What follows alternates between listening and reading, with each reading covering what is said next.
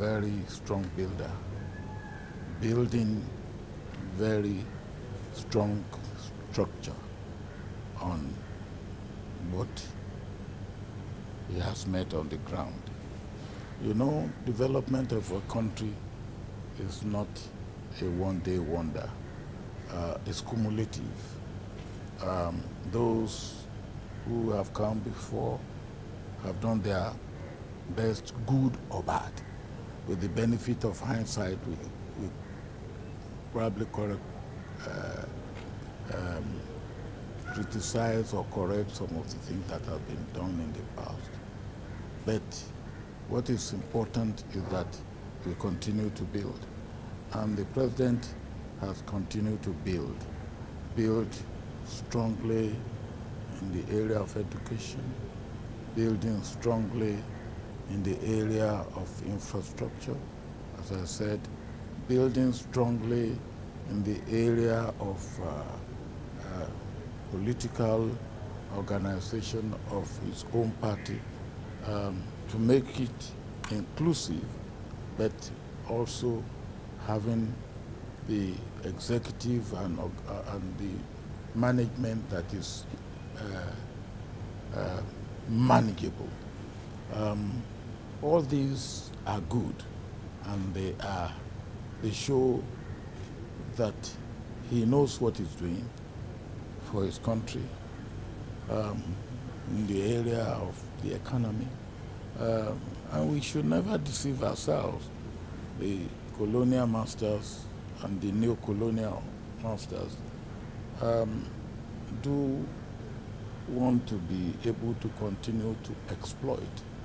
And any leader in Africa that tries to stop that will not be much of a friend of those people who have enjoyed that type of situation in the past and who will want to continue to enjoy that type of situation.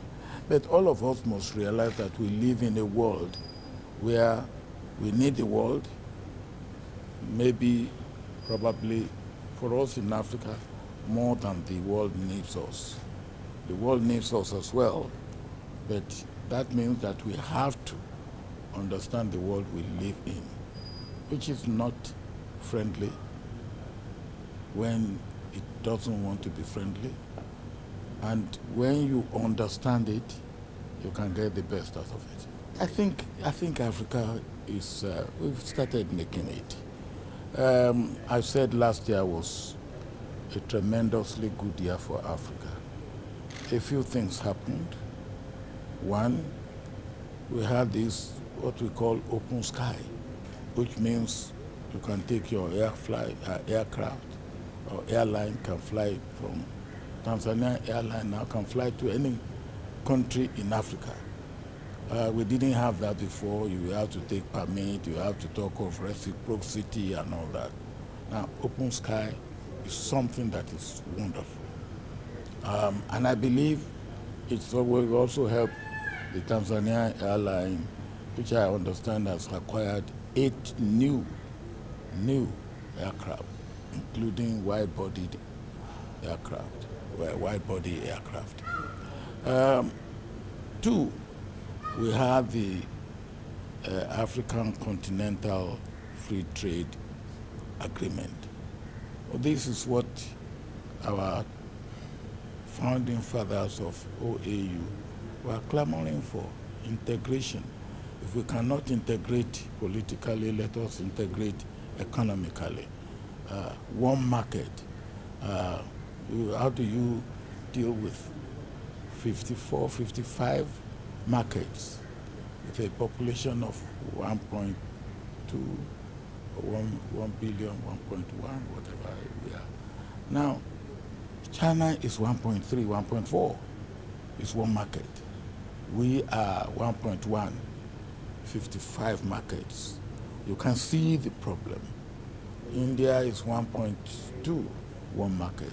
So with Africa Continental Free Trade Agreement, we can start talking of one market, one continental market of 1.1 million people. And we can also start thinking together. How do we deal by the year 2050, when the population of Africa will be more than 2 billion? How do we deal with this situation? Another thing that happened last year is, for the first time, we had an intra-African trade fair, which took place in Cairo from the 11th of December to the 17th of December. That is the first one. You see, so we are getting it right. And we have now, we are talking of African power, energy, we are talking of transportation, I've talked about open sky.